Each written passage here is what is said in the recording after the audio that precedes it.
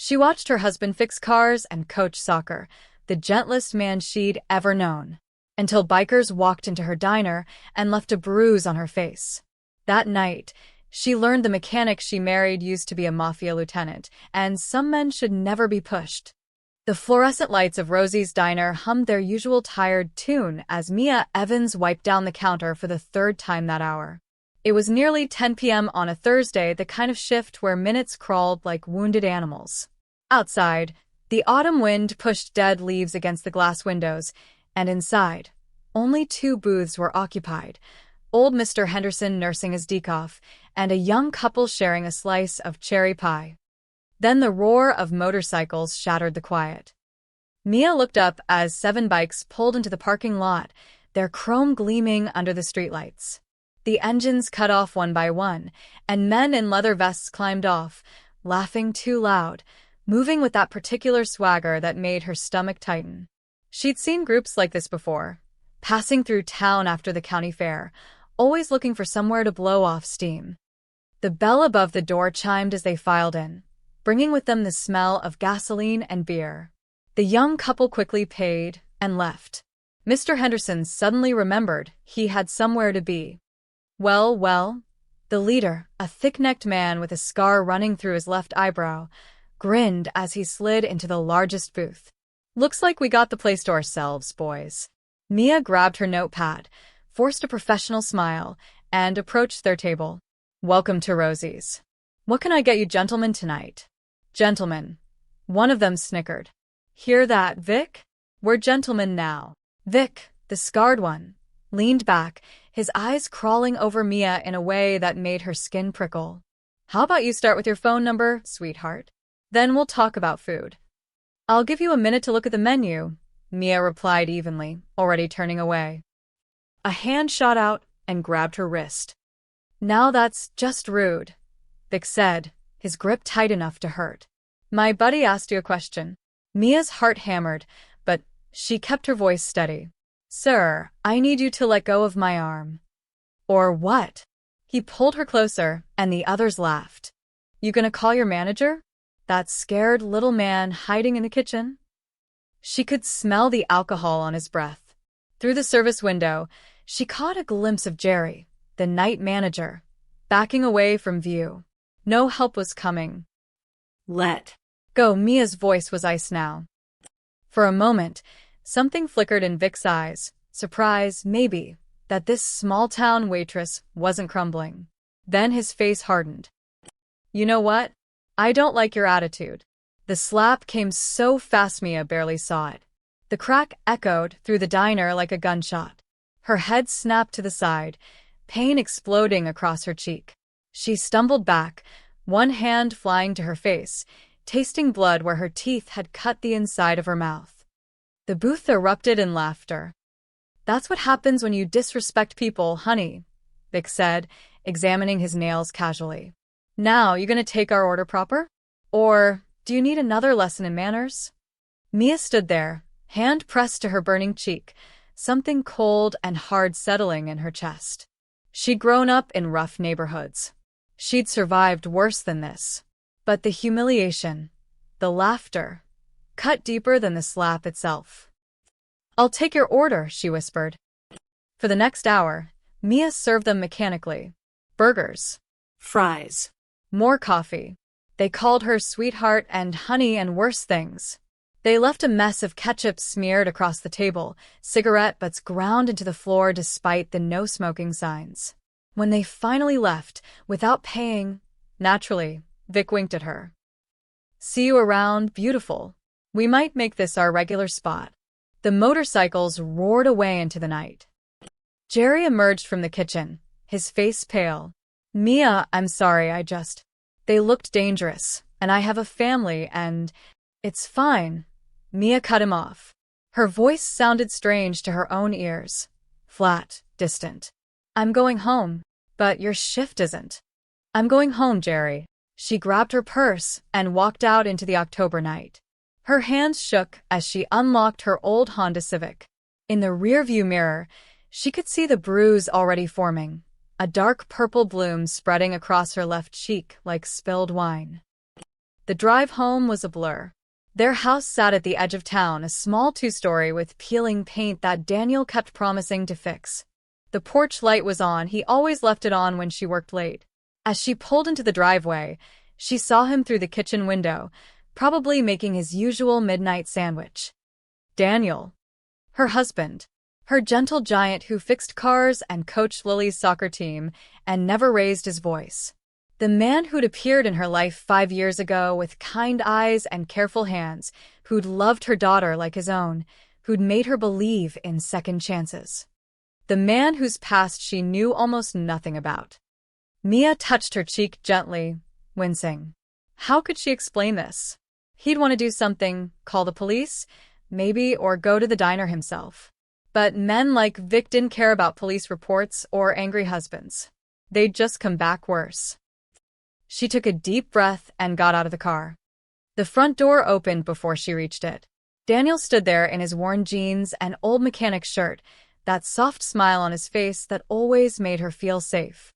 Then he saw her cheek, and everything changed. The smile vanished. His whole body went still, not the stillness of calm, but the stillness of a predator that's just spotted prey. His eyes, usually warm brown, went cold and flat. His hands, hanging loose at his sides, slowly curled into fists. Who? The word came out quiet. Too quiet. And for the first time in 5 years of marriage, Mia felt a flutter of fear, not of her husband, but of what he might be capable of. Daniel, it's nothing. Just some bikers passing through. Who did this? The man standing in her doorway looked like Daniel, but something in his voice, in the way he held himself, was someone else entirely. Someone she'd never met. Someone, she suddenly realized, she'd never been allowed to meet. Come inside, she said quietly. We need to talk. Daniel's hands trembled as he pressed the ice pack gently against Mia's cheek. They sat at the small kitchen table, the one they'd bought at a yard sale 3 years ago, where they'd shared 1,000 ordinary meals. But nothing felt ordinary now. Tell me everything, he said softly. Too softly. Mia did. She told him about Vic, about the grip on her wrist, about the laughter. With each detail, she watched her husband's jaw tighten, watched his breathing become more controlled, more deliberate. Like he was physically restraining something inside himself. When she finished, Daniel set down the ice pack with such careful precision that it frightened her more than if he'd thrown it across the room. His name was Vic, Daniel repeated. Scar through his left eyebrow. 7 men total. Motorcycles, his voice was clinical now, cataloging information. What else? Any patches on their vests? Colors? Symbols? Daniel, why does that? What? Symbols. Mia blinked, thrown by the authority in his voice. She'd never heard him speak like this. A snake, I think, wrapped around a skull. And words, but I didn't read them. Something flickered across Daniel's face. Recognition? No, something darker. He stood abruptly and walked to the window, staring out into the darkness. Daniel, you're scaring me. He turned, and the man who looked back was her husband again, almost. The hardness in his eyes had softened, but not completely. It was like watching someone put on a mask, except she couldn't tell which was the mask and which was the real face. I'm sorry, he came back, kneeled in front of her, took her hands. His were rough from years of turning wrenches, warm and familiar. I'm sorry, baby. Seeing you hurt, it brings out something in me I thought I'd buried. What do you mean? Daniel was quiet for a long moment. Upstairs, they could hear Lily's music playing softly. She'd be asleep soon, oblivious to everything. Their normal, perfect life, suddenly feeling fragile as glass. Before I met you, Daniel said slowly, I was a different person. I did things I'm not proud of. Worked for people who hurt others for a living. I was good at it, Mia. Too good. And one day I realized that life was going to kill me, either literally or just kill everything good inside me. Mia's breath caught. She'd known there were gaps in his history, years he never talked about. But she'd assumed prison, maybe, or addiction. Not this. So I got out, Daniel continued. Faked my death. Changed my name. Started over in a town where nobody knew me. I thought I could just be normal. Be the man I wanted to be instead of the man I was trained to be. He looked up at her, eyes pleading. And then I met you and Lily, and I finally had a reason to stay dead. To stay Daniel Evans, small-town mechanic. To never be him again. Who were you? Mia whispered. It doesn't matter. He's gone, but the way Daniel said it made her wonder if that was true. What matters is this. I made you a promise when we got married. I promised to protect you and Lily. I promised to be a good man. And I've kept that promise for 5 years. You have, Mia said firmly. You're the best man I know. Then you have to let me keep being that man. Daniel's grip on her hands tightened. Those bikers, they're nothing. Cowards who hit women because they're too weak to face real threats. I want to find them. God, Mia, I want to find them so badly my teeth ache. But if I do what I'm thinking, if I become what I was, I'll lose everything. I'll lose us. Mia saw the war playing out behind his eyes. Part of her, the part that still felt the sting of humiliation, the taste of blood, wanted to let him go, wanted to unleash whatever he was holding back. But she thought of Lily sleeping upstairs, thought of their quiet life, their Saturday morning pancakes and Sunday drives. We call the police, she said. File a report. That's what normal people do. Daniel laughed, bitter. And say what? Some bikers were rude, and one of them slapped you?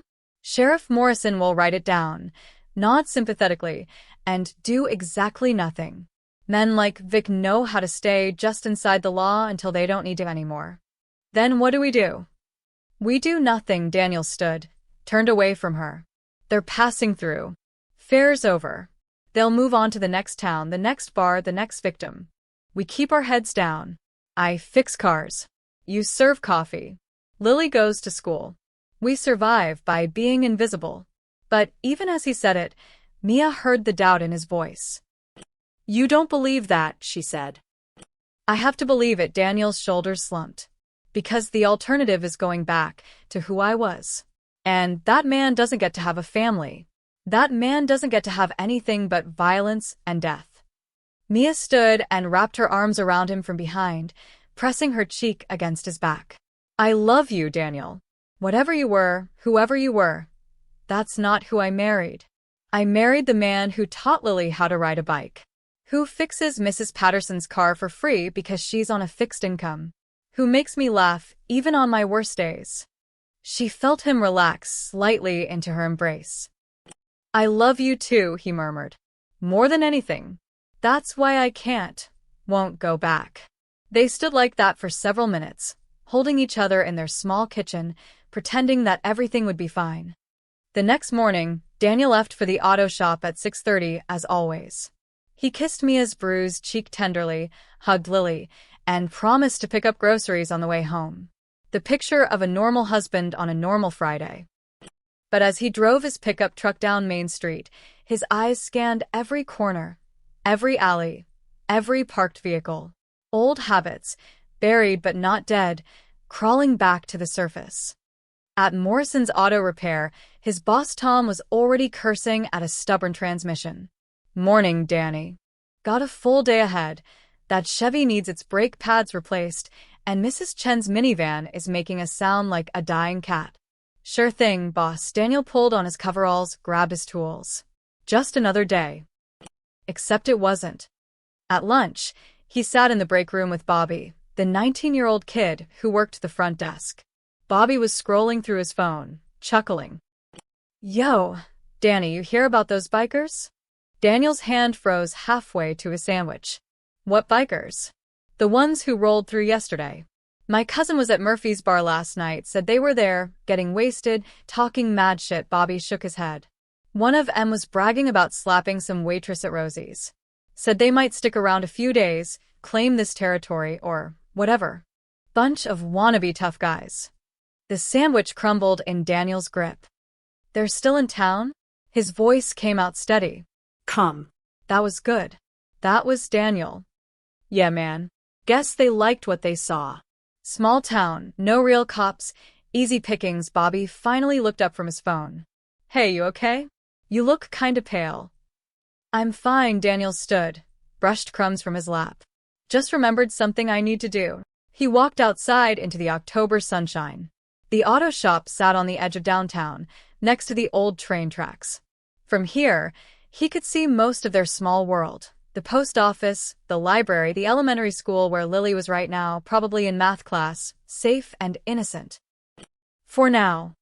Daniel pulled out his phone and stared at it. He had one contact he'd never called, never planned to call. A number he'd kept just in case the past ever came looking for him. His thumb hovered over the name, Luca. No, he whispered to himself. We don't do this. We're invisible. They'll leave. But even as he said it, a cold certainty settled in his gut. Men like Vic didn't brag about territory and then leave. They planted flags. They established dominance. And they always came back to finish what they started. Daniel's phone buzzed. A text from Mia. Lily wants tacos for dinner. Love you. He stared at those 3 words, love you, and made his decision. I'm sorry, he whispered to no one. To Mia. To the life he'd built. To the man he'd tried to become. Then Daniel Evans, small-town mechanic, deleted the text and dialed a number from a life he'd sworn was dead. The phone rang twice. Well, a gravelly voice answered, surprise evident. Never thought I'd hear from a ghost. Luca, Daniel said quietly. I need information. The phone call lasted 3 minutes. Daniel kept it vague, just asked Luca to dig up anything on a biker crew with a snake and skull patch operating in the region. Luca didn't ask questions. Men like him never did. He just said he'd make some calls, and hung up. Daniel stood behind the auto shop, staring at his phone like it might bite him. 3 minutes. That's all it took to crack open the door to his old life. Danny, you taking a vacation out here, or what? Tom's voice bellowed from inside. Coming, boss. Daniel shoved the phone in his pocket and went back to work. Back to being normal. But normal lasted exactly 4 hours. At 3 o'clock, Mia called. Her voice was tight, controlled, the way she sounded when she was trying not to panic in front of Lily. Daniel, can you come home? Now. He was in his truck within 2 minutes, breaking every speed limit on the way. When he pulled into their driveway, Mia was standing on the porch with Lily behind her, clutching her pink backpack. What happened? Mia's face was pale. Show him, baby. Lily stepped forward, tears streaming down her 7-year-old cheeks. She held out her backpack, and Daniel's blood turned to ice. The entire thing had been slashed, not torn, but deliberately cut with something sharp. Textbooks spilled out through the gashes. Her favorite unicorn keychain lay in pieces. Mrs. Rodriguez found it in the playground, Mia said quietly. During recess. Someone must have gotten onto school grounds. Daniel knelt in front of his daughter, gently wiping her tears. Hey. It's okay, princess. We'll get you a new backpack. An even better 1-inch. But who would do this? Lily sobbed. Why would someone wreck my stuff? I don't know, baby. But I promise I'll figure it out. He looked up at Mia over Lily's head. Their eyes met, and he saw his own fear reflected back at him. This wasn't random. This was a message. After settling Lily inside with her tablet and headphones, Daniel and Mia stood in the garage, speaking in urgent whispers. They know where we live, Mia said, arms wrapped around herself. They know about Lily. I'm handling it. Handling it? Daniel, they destroyed our daughter's backpack at her school. What's next? What are they going to? I said I'm handling it. His voice came out sharper than intended. Mia flinched, and Daniel immediately felt sick. God, Mia, I'm sorry. I'm just scared, she finished softly. Me too. Daniel pulled her close, breathing in the familiar scent of her shampoo. I made a call today. To someone from before. Just for information. She pulled back, searching his face. Daniel? I'm not doing anything reckless. I just need to know what we're dealing with. His phone buzzed. A text from Luca, call me. Got something. Daniel stepped outside and dialed. Your snake boys. Luca said without preamble. They're iron serpents. Mid-level crew out of Pittsburgh, run drugs and protection rackets. But here's the interesting part. Their boss, Viktor Kozlov, he's got history. What kind of history? The kind that involves you, Lieutenant. Daniel's stomach dropped. His old title, spoken aloud after 5 years of silence, felt like a slap. Explain. Kozlov worked for the Bratva back in the day. Word is, his uncle was one of the guys who tried to take out your crew in the Baltimore dock situation. The hit that went sideways. The Baltimore docks. 7 years ago. A simple weapons transfer that turned into a bloodbath when a rival Russian faction tried to eliminate Daniel's entire team. Daniel had survived by being smarter, faster, more ruthless. The attackers hadn't. Kozlov's uncle died that night, Luca continued. Viktor never moved up because of it. Always blamed your crew for killing his path to power. Now he runs this nowhere bike gang, probably still carrying that grudge. You think he recognized me? Daniel asked, though he already knew the answer. That slap at the diner? That wasn't about your wife being rude, brother. That was a test. He's seeing if you'll react. If the rumors about you being dead are true, or if Daniel Martinez is alive and hiding in some backwater town, Luca paused. And now he's escalating. Sending messages. He wants to draw you out. Daniel closed his eyes. What's his endgame? Revenge, probably. Kill you, take everything you love, prove he's not a failure. Classic grudge play. Luca's voice softened slightly. Danny, you need to move. Tonight. Take your family and disappear. I can set you up somewhere new. No, the word came out flat, final. Don't be stupid. You got a kid now, a wife. This isn't just about you. Exactly. I run and Kozlov follows. I run again, he follows again. When does it end, Luca? When do we stop looking over our shoulders? Daniel gripped the phone tighter. No. This ends here. So, what's the play? Daniel was quiet for a moment, staring at his house. Through the window, he could see Lily laughing at something on her tablet, Mia sitting beside her, stroking her hair. His whole world, contained in that small, fragile space. I need you to send a message through the network, Daniel said finally. Let it slip that Viktor's crew is operating in protected territory. Make it messy. Make it look like they're starting a war. Luca whistled low. You want to paint a target on their backs. I want them gone. But I can't be the one to pull the trigger. Not directly. And if it doesn't work? If they don't take the bait? Daniel's jaw tightened. Then I stop being Daniel Evans and remember how to be the man who walked out of Baltimore alive. Understood. Give me 48 hours. The line went dead. Daniel stood in his driveway, looking at his house, his family, his carefully constructed normal life. Somewhere in town, Viktor Kozlov was planning his next move. And Daniel knew, with cold certainty, that talking and hoping and praying wouldn't save them. He walked back inside, kissed the top of Lily's head, and met Mia's questioning gaze. We're going to be okay, he told her. But in his mind, he was already counting exits, cataloging weapons, preparing for war. That evening, Daniel told Mia he was going to the hardware store. She didn't believe him. He could see it in her eyes, but she didn't argue. Just held his hand for a moment longer than usual before letting go. Be careful, she whispered. Always am. He drove past the hardware store, past the town limits, following the directions Luca had texted him. 20 minutes later, he pulled into the gravel parking lot of the Rusty Nail, a dive bar that serviced truckers and drifters, the kind of place locals avoided after dark. 7 motorcycles gleamed under the flickering neon sign. Daniel sat in his truck for a full minute, engine running, hands on the wheel. He could turn around, go home, wait for Luca's plan to work. Be the mechanic, not the monster. Then he thought of Lily's slashed backpack and put the truck in park. The bar smelled like stale beer and cigarette smoke despite the no-smoking laws. A Johnny Cash song played on the jukebox. The bartender, A woman with gray hair and tired eyes looked up as Daniel entered, then quickly looked away. Survival instinct. The iron serpents occupied the back corner, sprawled across two tables pushed together. Daniel recognized Vic immediately, that scar catching the dim light. Four others sat with him, playing cards and drinking. Two more shot pool in the corner. Daniel walked straight to their table. The conversation died.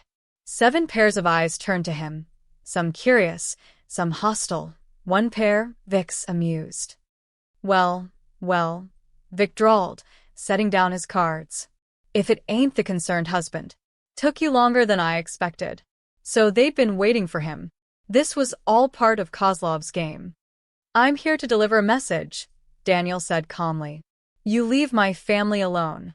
You leave this town. And we all forget this happened. The table erupted in laughter. Or what? One of the bikers, shaved head, neck tattoos, stood up, cracking his knuckles. You gonna fight all of us, old man? Daniel didn't even glance at him. His eyes stayed locked on Vic. I'm not here to fight. I'm here to warn you. This is your only chance to walk away. Vic studied him for a long moment. Then something shifted in his expression, recognition dawning slowly, like sunrise. Wait, Vic said softly. He stood, moved closer, peering at Daniel's face. I know you. Not from around here. From before, his eyes widened. Holy shit. You're nobody. Daniel cut him off. Just a mechanic who wants his family left alone. But the damage was done. Vic's face split into a savage grin. Boys, you know who this is? This is Daniel fucking Martinez. The lieutenant. We've been sitting on a goddamn gold mine and didn't even know it. The atmosphere in the bar changed instantly. The bikers stood, circling. The bartender grabbed her phone, calling the cops, probably. Not that they'd arrive in time. Victor's gonna love this, Vic continued. He's been looking for you for years. Had us checking every small town from here to Ohio. And you just walked right up to us. Daniel's mind raced. He'd miscalculated. Thought Vic was just a soldier following orders, not knowing who Daniel was. But Kozlov had shown him pictures, given descriptions. The slap at the diner wasn't random harassment. It was bait.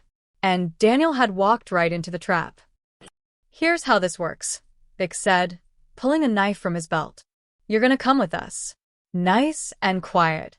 We take you to Victor, and maybe, he lets your pretty wife and daughter live. No, Daniel said simply. No. Big Lauga. You got 7 of us and 1 of you. Math ain't your strong suit. The math is exactly why I'm saying no. Daniel's voice dropped, taking on an edge that hadn't been there before. The edge of a man who'd survived a dozen situations worse than this. You pull that knife, this stops being a conversation and becomes a massacre. And I promise you, when the cops arrive, I'll be the one still standing. For just a second, doubt flickered across Vic's face. Whatever he'd heard about Daniel Martinez, whatever legends Kozlov had shared, they were enough to make him hesitate. Then the moment passed. Big talk, Vic said, stepping forward. The bar door slammed open. Everyone turned. Sheriff Morrison stood in the doorway, hand on his holster, looking confused and annoyed. Behind him, 2 deputies. Got a call about a disturbance, Morrison said, eyes sweeping the room. Everything okay here? The tension shattered. Vic stepped back, tucking his knife away. Just having a conversation, Sheriff. This guy was just leaving. Morrison's gaze landed on Daniel. That true, Danny? Daniel looked at each biker in turn, memorizing faces. Then nodded. Yeah, Tom. Just leaving. He walked out slowly, deliberately. Not running. Never running. Behind him, he heard Vic's voice, low and venomous. This ain't over, Martinez. Victor wants you breathing when we bring you in. But your family? They're just leverage. Daniel paused at the door, didn't turn around. You come near my family again, and there won't be enough of you left to bring anyone anywhere. Then he walked into the night, got in his truck, and drove home with shaking hands. He'd wanted to warn them off. Instead, He'd confirmed their target and escalated the threat. Mia was waiting up when he got home. "Did you find them?" she asked. Daniel pulled her close, breathing her in. "Yeah. And we're running out of time." Daniel didn't sleep that night. He sat in the living room with all the lights off, watching the street through a gap in the curtains. Every passing car made his muscles tense. Every shadow could be a threat. At 2:47 a.m., his vigilance paid off. A motorcycle rolled past their house slowly, too slowly. No had leaked. Just a dark shape cruising by, the rider's head turning toward their windows. Watching. Marking.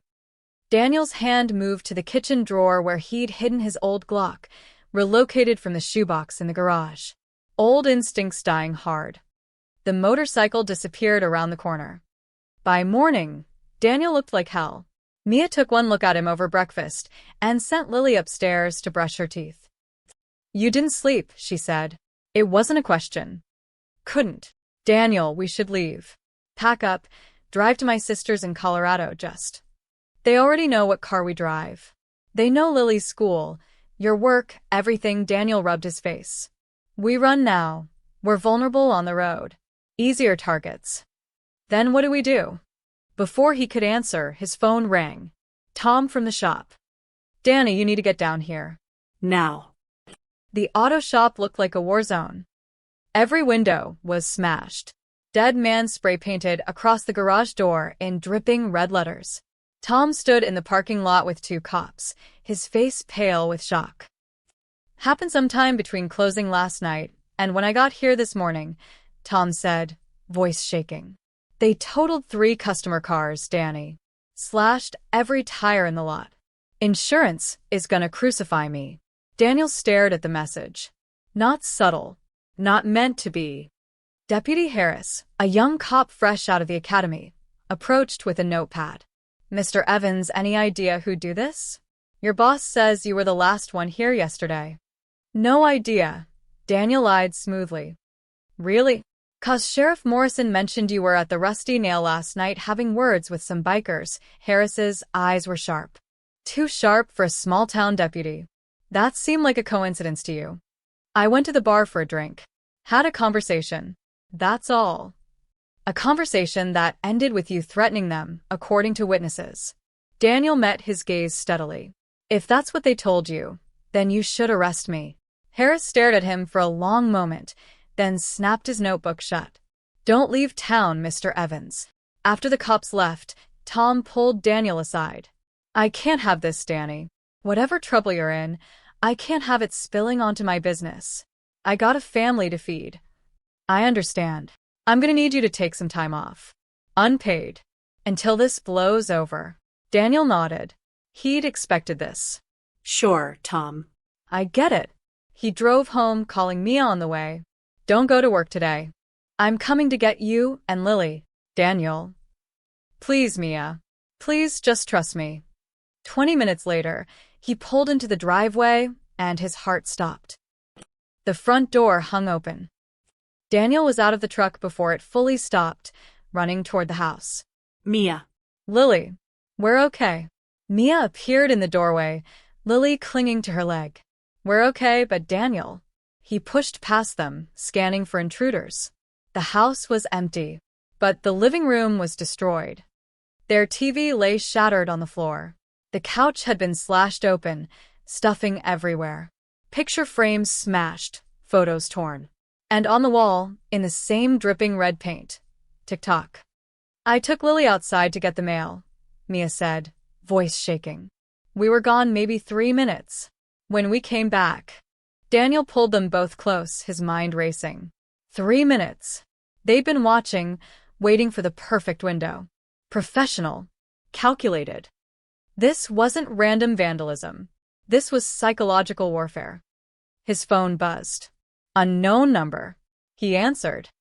"Hello, Lieutenant." The voice was thick with a Russian accent. "Viktor Kozlov." "You like my messages?" Daniel walked into the kitchen, out of Lily's earshot. "Kozlov. You know my name. Good. Saves time a pause. My uncle died screaming because of you." bled out in a shipping container while you and your men drank vodka in his honor. Your uncle tried to kill me first. That's how the game works. Yes. The game, Kozlov laughed, cold and harsh. But you quit the game, Martinez. Ran away like a coward. Changed name. Play house with pretty woman and little girl. You think that makes you safe. What do you want? I want you to understand something. This. Kozlov's voice hardened. This is just beginning. Your job gone. Your home destroyed. Next is your wife's diner. Then maybe something happens to little girl's school. Maybe gas leak. Maybe fire. Accidents happen in small towns. Daniel's grip on the phone tightened so hard the case cracked. You touch my daughter. You do nothing. Because you are mechanic now, yes? Not soldier. Not killer. Just soft man who fixes cars. Another laugh. You have 48 hours to turn yourself in. Come to me, face your justice, and maybe I let them live. Maybe. Or you hide, and I take everything piece by piece.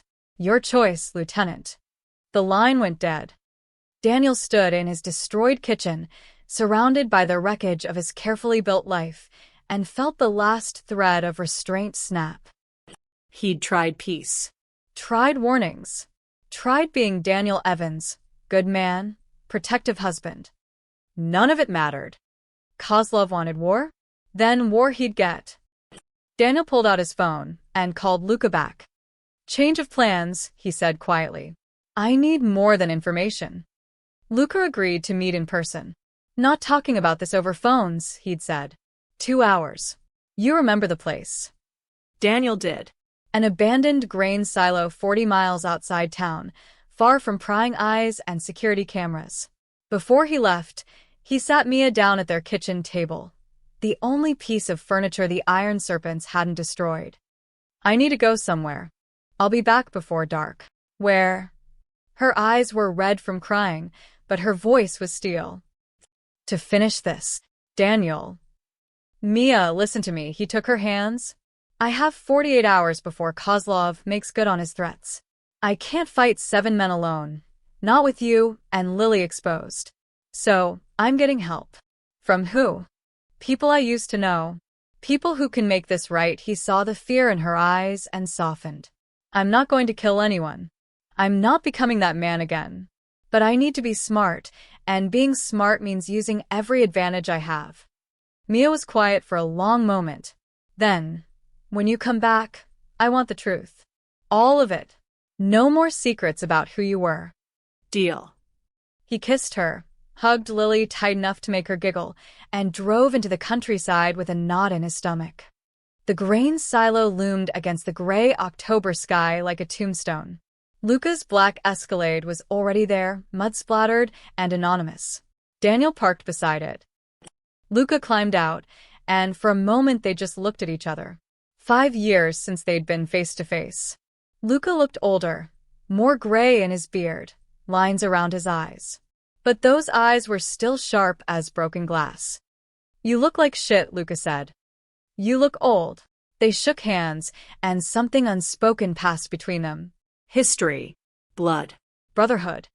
Tell me everything, Luca said. They sat on the Escalade's tailgate, and Daniel laid it all out. The slap. The escalation. Kozlov's ultimatum. Luca listened without interrupting, occasionally nodding. When Daniel finished, Luca was quiet for a while. Finally, you got yourself in deep, brother. I know.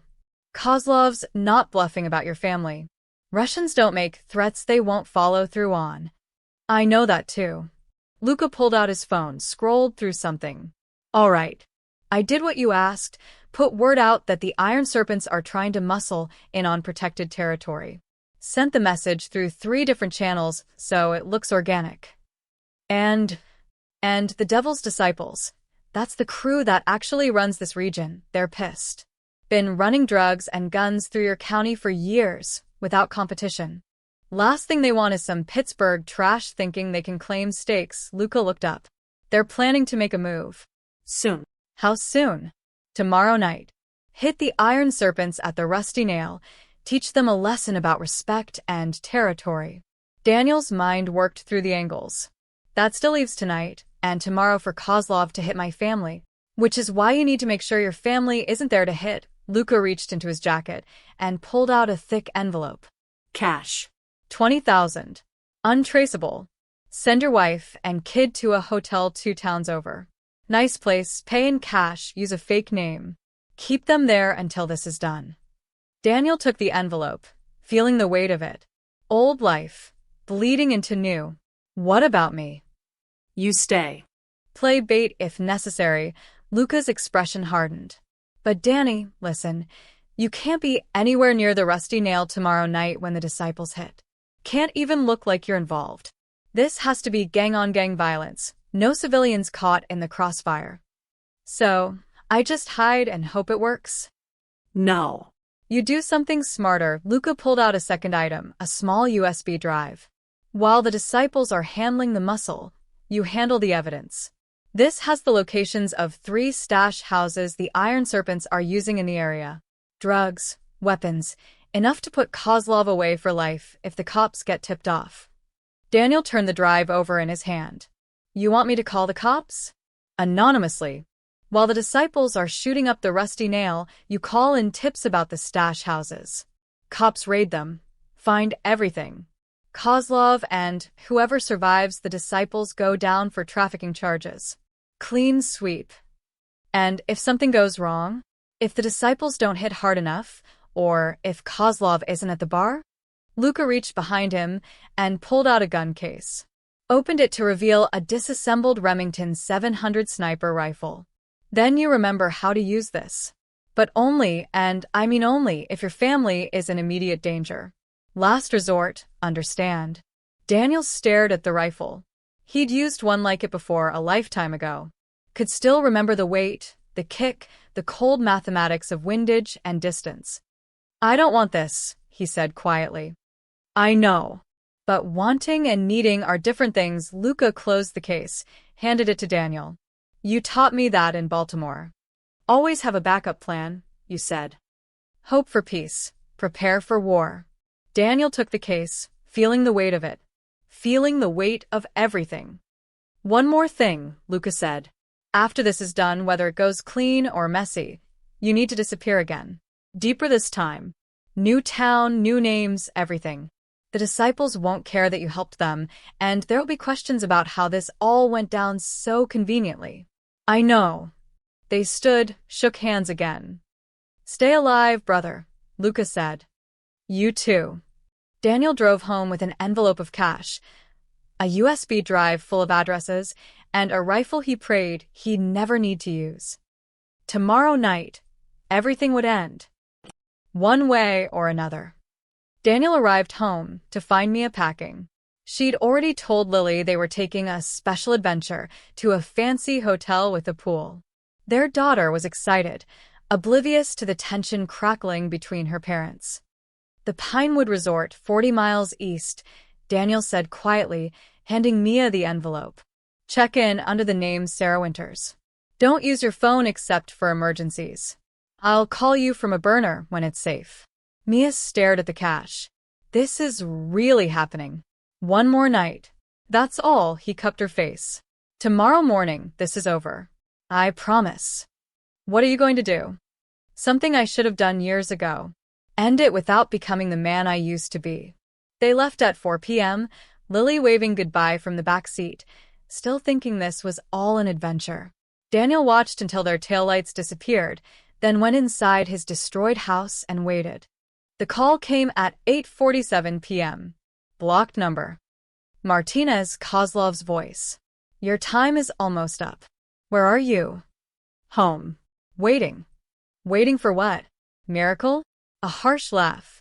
No miracles for cowards. I give you one last chance. Midnight. The old rail yard. Come alone, or I send my men to Pinewood Resort, room 237-inch. Daniel's blood froze. Room 237. The exact room. How? You think I'm stupid? I have eyes everywhere. Your wife's car was spotted. Very predictable. Lieutenant Kozlov's voice turned cold. Midnight. Alone. Try anything clever and they die screaming. The line went dead. Daniel sat in darkness, mind racing. Kozlov knew everything. The plan was falling apart. He called Luka. They made my family. Kozlov knows where they are. Shit. Okay. Think papers rustling on Luka's end. The disciples are hitting the rusty nail at 11 p.m. That's in 2 hours. Most of the Iron Serpents will be there. Kozlov wants me at the rail yard at midnight. He'll keep some men back for that. So we split them. Perfect. Luka's voice grew focused. You go to the rail yard, keep Kozlov busy. I'll send someone to watch your family, quietly, they won't even know. Meanwhile, the disciples hit the bar, cops raid the stash houses. Everything converges at once. Kozlov can't be everywhere. And if he kills me at the rail yard, then die knowing your family is safe. A pause. But you won't die. You're too mean for that. Daniel almost smiled. Thanks, brother. Don't thank me yet. Just don't be a hero. Be smart. At 10:30 p.m., Daniel loaded the Glock and drove to the police station. Not inside, just close enough to use their parking lot. He pulled out a burner phone Luka had provided and made 3 calls to 911. Call 1. There's a major drug operation at 1847 Industrial Drive. Warehouse with a blue door. They're moving product tonight. Call 2. Weapons cache at the old Morrison farm on Route 7. Automatic weapons, maybe explosives. Call 3. Methamphetamine lab in the basement of 423 Crawley Street. Active right now. All 3 addresses from Luka's USB drive. All 3 Iron Serpent locations. He hung up and drove to the rail yard. The old rail yard was a graveyard of rusted cars and forgotten machinery. Daniel parked and walked toward the center, where a single floodlight illuminated a clearing. Kozlov stood there, flanked by Vic and 2 others. 4 men total. The rest would be at the rusty nail, walking into an ambush they didn't see coming. You came, Kozlov said. He was shorter than Daniel expected, stocky, with cold eyes and a scar that split his lip. Brave or stupid? Neither. Just tired of running, Daniel stopped 20 feet away.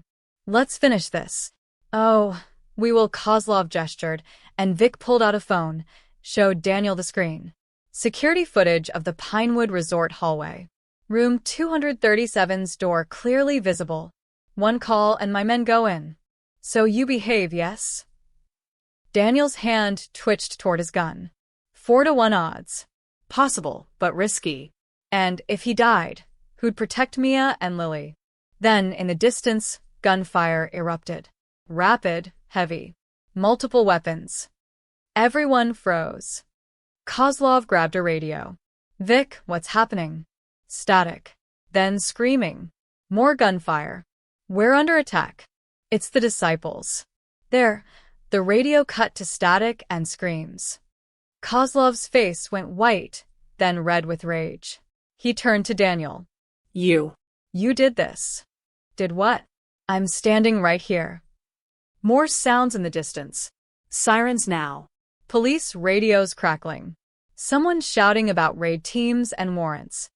Vic checked his phone, face draining of color. Boss, I'm getting texts. The cops are hitting our stash houses. All 3. How did they? Martinez. Kozlov drew a gun, aimed it at Daniel's chest. You think you're clever? I still win. I kill you, then I kill your family. Daniel didn't flinch. You won't make it out of this town alive. The disciples want your territory. The cops want your crew. And me. He smiled grimly. I just want you gone. Everything happened at once. Kozlov's finger tightened on the trigger. Daniel dove left, drawing his own gun. Vic rushed forward. The other 2 men scattered. A shot rang out, but not from Kozlov's gun. Kozlov jerked, stumbled. A red bloom spread across his shoulder. He turned, confused, toward the darkness beyond the floodlight. Another shot. Vic went down, screaming, clutching his leg. Sniper. Luka's backup plan.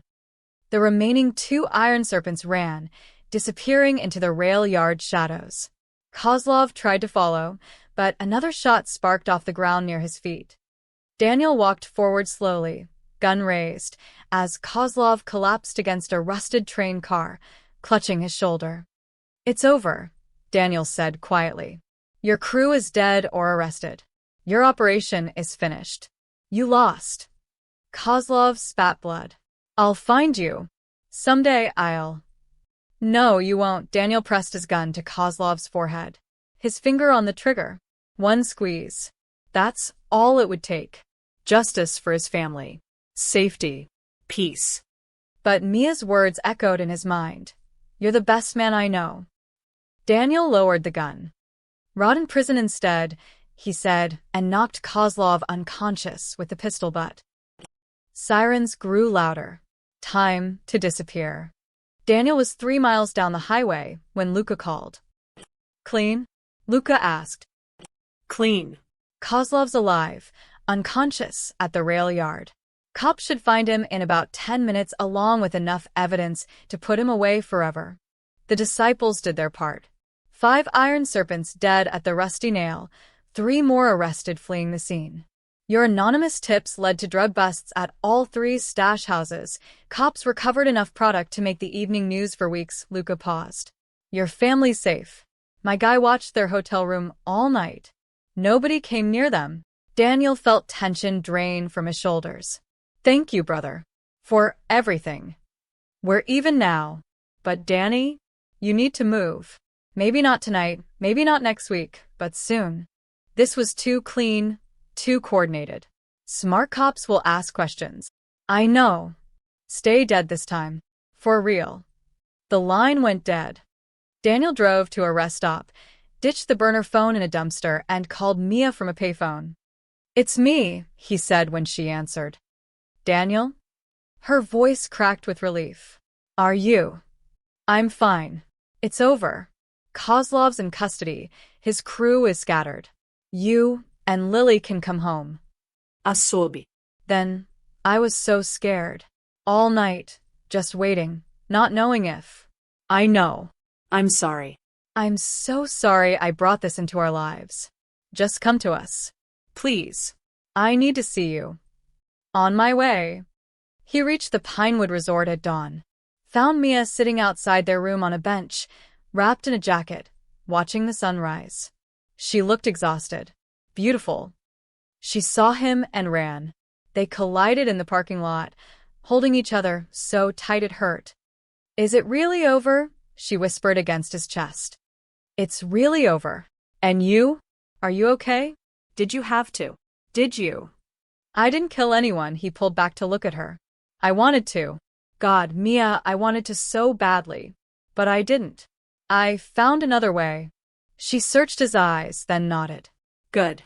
"Because I need my husband, not a killer. Lily needs her dad. You'll always have him. Both of you."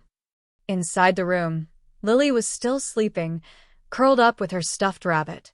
They stood in the doorway watching her breathe, this perfect innocent thing they'd somehow managed to protect. "We have to leave, don't we?" Mia said quietly. "Leave the town. Start over somewhere else." Daniel had been dreading this conversation. Probably.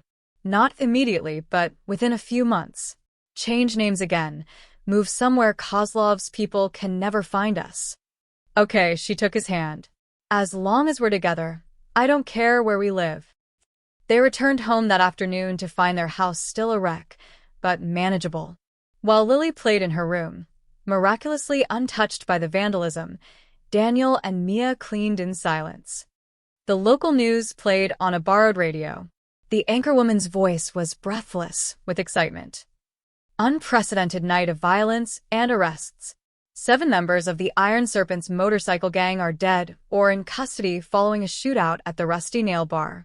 Police also raided 3 suspected drug operations, recovering over $200,000 in narcotics and illegal weapons. Authorities are calling it the biggest bust in county history.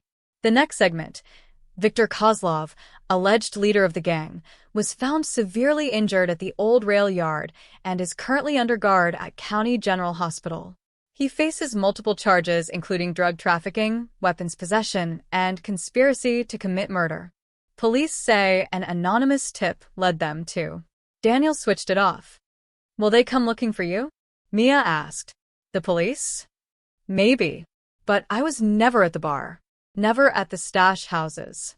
Kozlov might talk, but he has no proof of anything except that I confronted him, which looks like self-defense given he was trying to kill me, Daniel shrugged. Small-town cops won't dig too deep into a case that's already wrapped up clean. And if they do, then we run. Again, he took her hand. I'll run for the rest of my life if it means keeping you both safe. Over the next week, life slowly returned to something resembling normal. The local paper ran stories about the biker gang war but never mentioned Daniel's name. Tom called, apologetic, offering his job back. The insurance paid for the auto shop repairs. Mia returned to work at the diner, where customers treated her like a local hero, the waitress who'd stood up to thugs. She smiled and poured coffee and never corrected them. Lily got a new backpack, purple with butterflies, even better than the old one. And Daniel? He fixed cars during the day and sat on the porch at night, drinking coffee, watching the street, waiting for shadows that never came. 2 months later, on a cold December evening, Daniel found Mia in their bedroom packing a suitcase. Time, she asked simply. He nodded. Luca found us a place. Small town in Montana. New identities, clean documents. We can leave after Christmas. What will we be this time? I thought maybe the Carpenters. David and Michelle Carpenter. Fresh start, clean slate. Mia smiled sadly. How many fresh starts do we get? As many as we need. Daniel pulled her close. I know this isn't the life you signed up for. The running, the secrets, the fear. Stop, she pressed a finger to his lips. I signed up for you.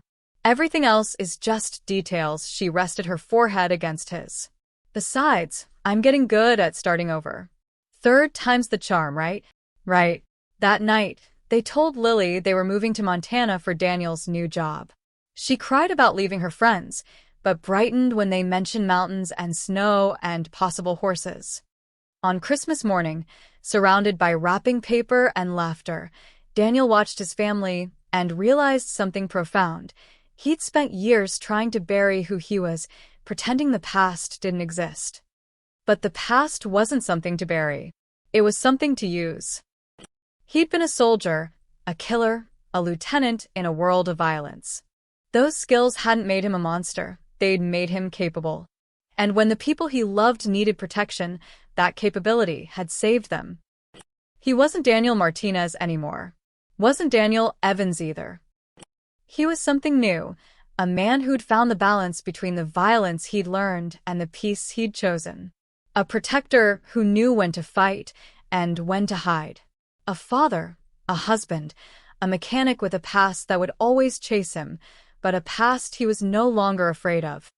Because underneath the names and the new identities and the quiet lives, one truth remained. His family was untouchable. And anyone who forgot that would learn the same lesson Viktor Kozlov had. Some men you leave alone. Not because they're harmless, but because they're too dangerous to provoke.